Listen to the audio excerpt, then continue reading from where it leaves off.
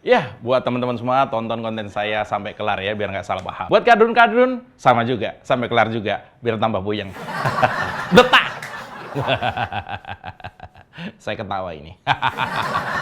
Seperti dugaan awal pada konten saya terdahulu, bahwa elektabilitas Ganjar Pranowo tak terbendung. Makin dihajar, makin melambung. Makin disia-sia, rakyat makin sayang, nggak tanggung-tanggung. Hasil survei makin tinggi, meski Trimedia dan Masinton meraung-raung.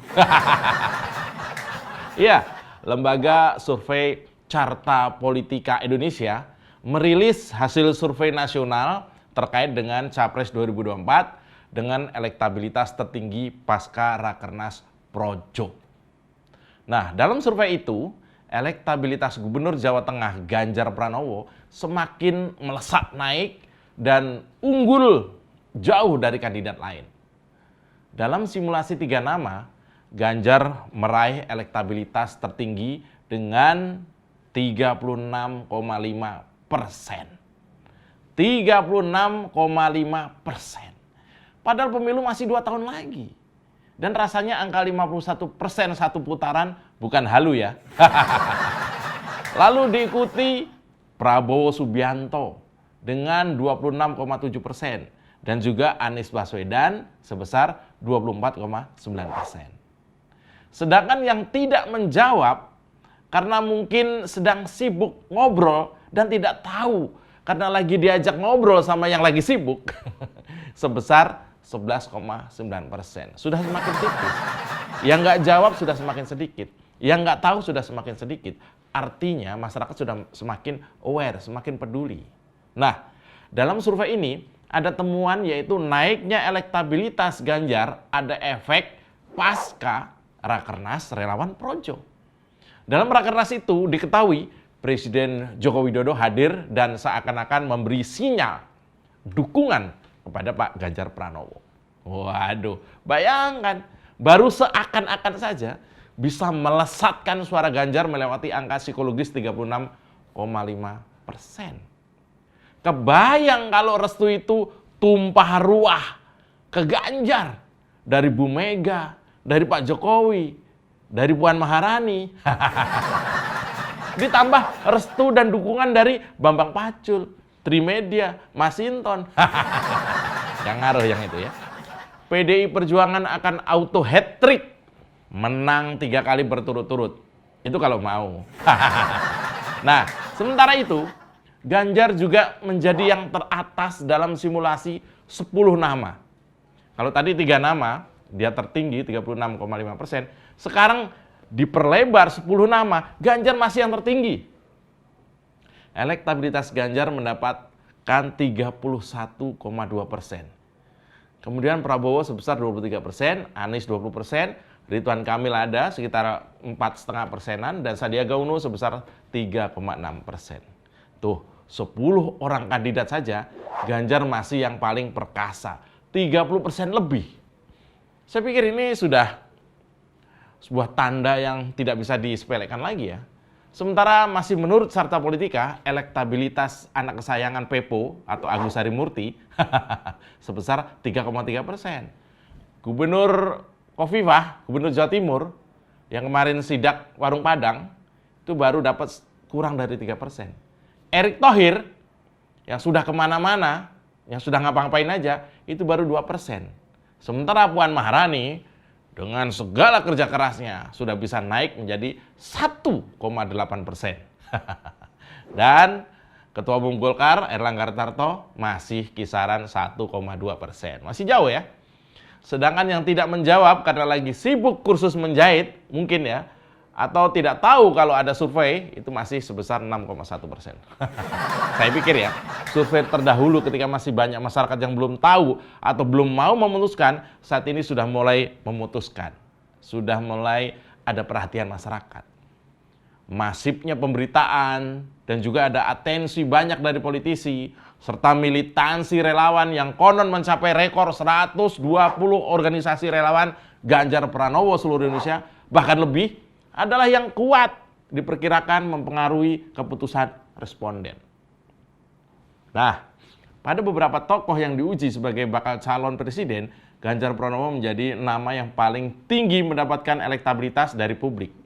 Diikuti berikutnya oleh Prabowo yang terlihat cukup ketat bersaing dengan Anies dalam simulasi pengujian yang dilakukan. Luar biasa ya. Ganjar konsisten naik elektabilitasnya. Sementara AHY, Erlangga, Puan, dan Erik konsisten di angka di bawah 4% selama hampir 2 tahun. Kadrun kesel karena Anies tetap di bawah Prabowo. Padahal udah habis-habisan di Formula E, JIS, Jakarta Fair, dan bahkan deklarasi ajaib dari FPI Reborn, dan juga drama bendera HTI. Aduh, kasihan Kadrun ya. Selamat datang di Oposisi 69 FM bersama saya, Mas Jopray. Tarik bambang, sedikit disenggol lapor polisi, padahal doyan nyenggol tanpa basa-basi. Orang ngebanyol, kok disomasi. Oh sial, semua salah Jokowi. Oh no, ini negara gua. Oposisi gak ada otaknya. Bangsat! Yo yo yo yo. Edan memang ya, ini hasil survei Carta Politika. Awalnya serangan terhadap Ganjar dinilai akan melemahkan elektabilitasnya. Atau bahkan pernyataan dari Projo yang bilang kalau pernyataan Pak Jokowi di Magelang tempo hari yang ojo ke susu itu ditujukan kepada Ganjar. Belum tentu katanya. Itu kata Projo. Tapi alih-alih suara Ganjar menipis, ternyata makin tebal. Kayak martabak telurnya 4. Ya, berdasar survei yang dilaksanakan sejak 23 Mei hingga 2 Juni lalu dan hari ini diumumkan oleh Yunarto Wijaya dari Carta Politika, terungkap bahwa suara pemilih Ganjar tembus 36,5%. Dan ini diduga akan terus naik seiring waktu atau jadwal Pilpres yang makin dekat. Meski ada kesan malu-malu atau ulur waktu dari PDI Perjuangan yang tak juga memberi respon kehendak rakyat ini, hantaman kepada Ganjar Pranowo diketahui lebih banyak berasal dari partainya sendiri. Konon Ganjar dianggap tidak dekat kepada pengurus daerah partainya, meski publik menilai justru sebaliknya, yaitu pengurus partai di daerahnya yang ada kesan memusuhi Ganjar. Tapi apapun itu, potensi Ganjar untuk menjadi presiden sedemikian besar adalah karunia bagi partainya.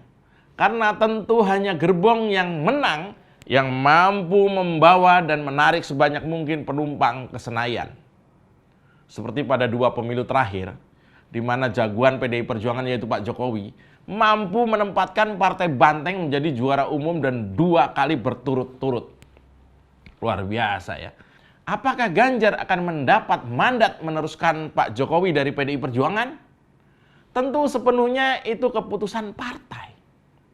Tapi bahwa masyarakat telah bersuara dan dipotret melalui survei lembaga yang kredibel itu adalah sebuah keniscayaan politik.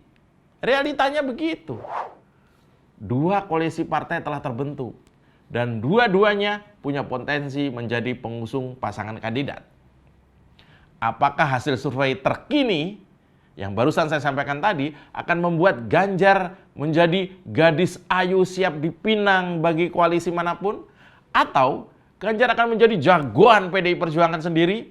Dan ini memang masih misteri. Tapi kalau AHY mau maju sendiri, ini lebih misteri.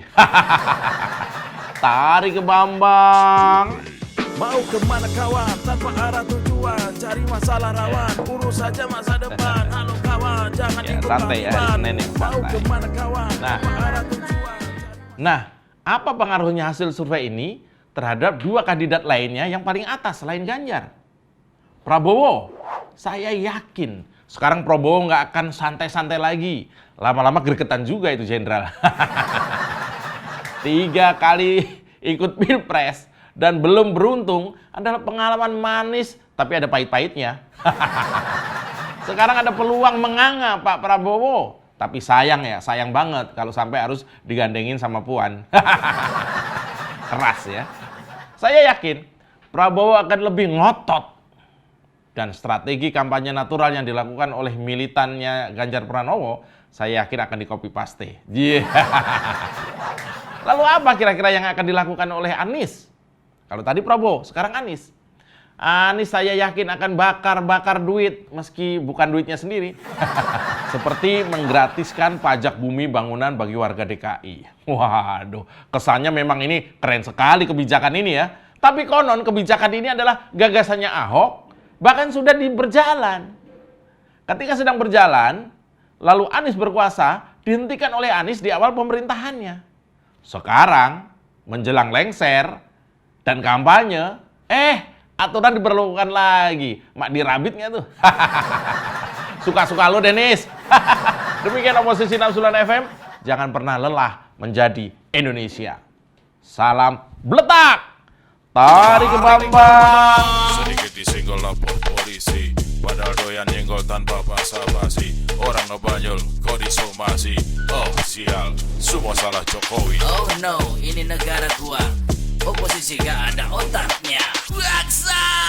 Kita dukung aksi melawan intoleran, radikalisme, dan juga terorisme demi Indonesia yang lebih baik dengan cara subscribe di kanal 245 TV. Makasih. Started out with half and I flipped it in a double. Started out with half and I flipped it in a double.